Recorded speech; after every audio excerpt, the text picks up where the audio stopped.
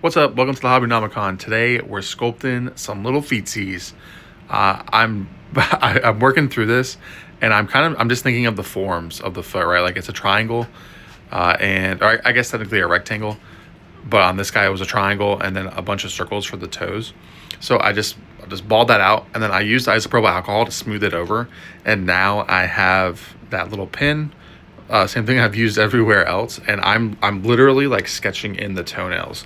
So I'm starting out by boxing in the squares, and then I'm coming in the front, and to make it jagged, I'm kind of just like stippling it to put it into paintbrush terms, and then just going back out and like almost lifting the nail up out of the nail bed, as nasty as that is.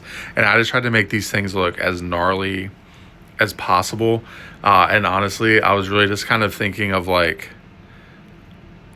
I can't even believe I'm about to say this, but as a kid, like my grandparents were diabetic, and I'm modeling these feet after like the swollen feet with the ingrown toenails, and on some of these, like that scarred me as a kid. So now it's going on this demon print to scar everybody else.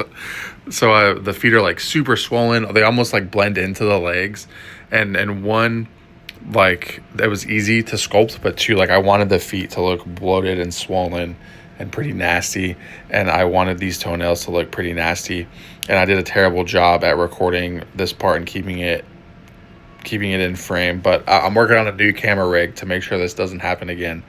But here we go again. I'm really just sketching them out, and then I'm using the back of that ball to just add some texture in, and then once I add the texture in, I go back over it.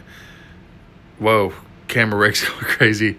I go back in to smooth it out, and I'm trying to match the other like texture on the skin without any actual tools, still just kind of using those pins. And again, isopropyl to smooth it back out and get my fingerprints out of it. And doing the other side, just look how cute those little toesies look compared to the other side. Because I want the juxtaposition of having the cute little toes, but then again, I did the same thing. I just cut in the squares and then kind of squished some up, gave some jagged edges, and now you can really see how like swollen the feet are, almost like the little piggies coming off of that sausage. So I don't even know, but I wanted them to look gnarly. I wanted them to look swollen. I'm pretty happy with this. Again, especially because I don't really know what I'm doing sculpting wise, and just kind of vibing out with it. So pretty excited now that we have our body done, and now it's like on to the kind of like the fun, and I really want to spend a lot of time on the head. And I'm reading through the Hobgoblin rulebook, because there's actually a ton of lore in that thing, and I want to talk about that probably in the next video. But there we go, the big swollen yucky feet. Thanks for watching. I'll see you tomorrow where we start working on the face.